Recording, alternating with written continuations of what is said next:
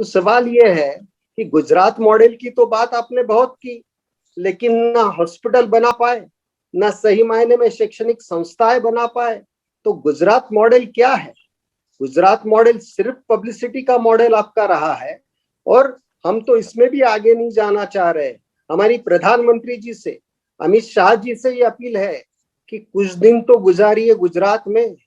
आप बंगाल बहुत बार गए, आप तमिलनाडु बहुत बार गए, आसाम बहुत बार गए, लेकिन गुजरात की 6 करोड़ जनता आज परेशान है।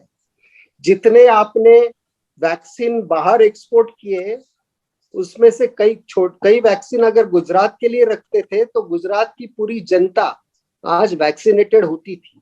कम से कम हमारे गुजरात की जनता का तो आप ख्याल करते, और सही मायने में गुजरात की लोगों को पूरी तरह से वैक्सीनेशन के लिए दिशा में हम लेकर जा सकते थे।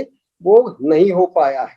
और गुजरात सरकार का आंकड़ा ये कहता है कि सिर्फ 0.5% लोग संक्रमित है।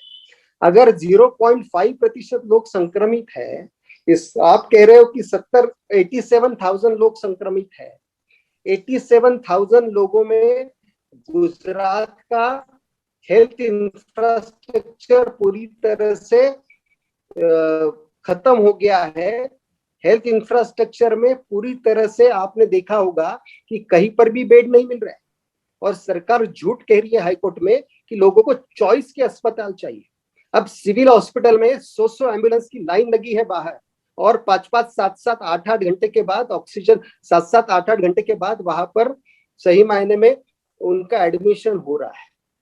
2-2, 3-3, 4-4 दिन में डेथ हो रही है। कितनी डेथ हो रही है इसके आंकड़े छुपाए जा रहे हैं, और शमशानों में और कब्रिस्तानों में पूरी तरह से लाइन लगी है।